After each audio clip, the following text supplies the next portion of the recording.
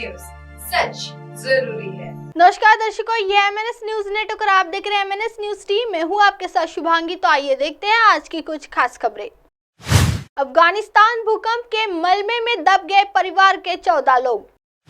अफगानिस्तान में शनिवार को आए भयंकर भूकंप की वजह से अब तक 2000 से ज्यादा नागरिक अपनी जान गंवा चुके हैं, जबकि हजारों की संख्या में लोग घायल हैं। हर बीते घंटे के साथ मौत का आंकड़ा बढ़ रहा है। कई लोगों ने इस आपदा में अपने लोगों को खो दिया है, जबकि कुछ लोगों का तो पूरा परिवार तबाह हो गया। इंटरनेट पर भूकंप की तबाही से जुड़े कई वीडियो वायरल हो रहे हैं, जिनको देखकर आपके रोंगटे खड़े हो जाएंगे। इन वीडियोस को देखकर आप वहां की मौजूदा स्थिति का अंदाजा लगा सकते हैं कि भूकंप की चपेट में आए लोगों का कितना बुरा हाल है। सोशल मीडिया पर अफगानिस्तान भूकंप से जुड़ा एक वीडियो काफी वायरल हो रहा है, जिसे देखने के बाद आपका कलेजा फट कर रह जाएगा। दरअसल इस वीडियो में एक शख्स रोता बिखरता हुआ नजर आ रहा है। वह भूकंप के कारण जमीनदोज अपने मकान के मलबे पर खड़ा है और चीख चीख कर कह रहा है कि उसका पूरा परिवार इस मलबे के नीचे दबा हुआ है। यह शख्स अफगानिस्तान के हेरात में अपने परिवार के साथ रहता था। हालांकि भूकंप के कारण इसका पूरा घर धूल और मिट्टी में तब्दील हो गया। मंजर ऐसा है कि शख्स अपने घर के मलबे पर खड़ा होकर अपने परिवार के लोगों को चीख चीख कर रोते हुए पुकार रहा है। परिवार के 14 लोग मलबे में दबे बताए जा रहे हैं। शख्स अपने 14 लोगों की फैमिली के साथ रहता था। भूकंप के आने के कारण इसका पूरा मकान ढह गया और उसमें मौजूद परिवार के सभी सदस्य मलबे में दब गए। 14 में से परिवार के एक भी सदस्य का पता नहीं चल पाया है। इन लोगों में एक 5 दिन का बच्चा भी शामिल है, जो मलबे के ढेर में दबा हुआ है। शख्स ने इस आपदा में अपने पूरे परिवार को खो दिया है। इसकी बेबसी देखकर इंटरनेट पर हर किसी का दिल पसीज गया है। 10,000 से ज्यादा लोग बता दें कि शनिवार को अफगानिस्तान में 6.3 की तीव्रता के साथ भूकंप आया था। बताया जा रहा है कि इस भूकंप में 2000 से ज्यादा लोगों की जान चली गई है, जबकि 10,000 से अधिक लोग घायल बताए जा रहे हैं। कई लोग तो अब भी मलबे में दबे हुए हैं और जिंदगी और मौत से लड़ रहे हैं। कहा भी जा रहा है कि इस विनाशकारी भूकंप के चलते 1320 घर मलबे में तब्दील हो चुके हैं। आइए बढ़ते हैं अगली खबर की ओर। ड्रैगन का जिक्र कर अखिलेश ने क्यों सुनाई बीजेपी को खरी खरी।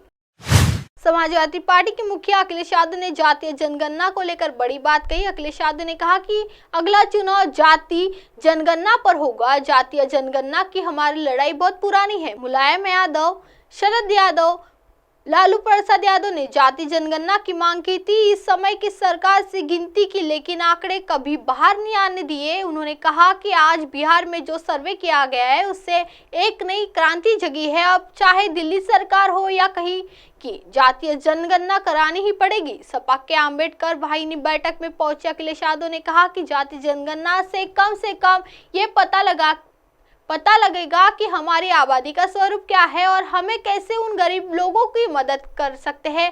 जातीय जनगणना के तहत अगर पॉलिसीज बनेंगी तो सामाजिक न्याय की बाबा साहब की कल्पना पूरी होगी। कांग्रेस भी जाति जनगणना के पक्ष में।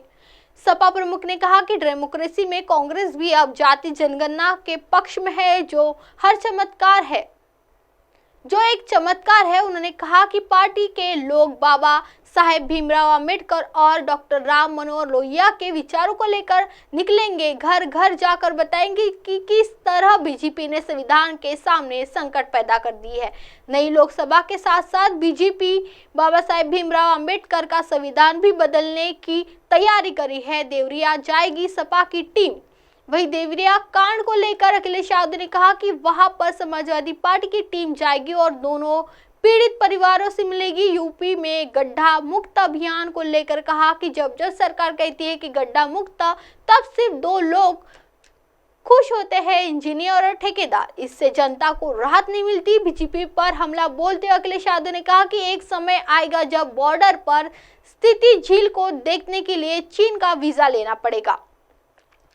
समाजवादी पार्टी ने काफी पहले सुझाव दिया था कि ग्वालियर इटावा से लेकर लिपुलेख तक 4-6 लेन सड़क बननी चाहिए थी। आज चुनाव होने जा रहा है, ये मांग पुरानी थी, लेकिन आज भी सड़क नहीं बनी। चीन की सीमा पर फौजी नहीं पहुंच सकते हैं।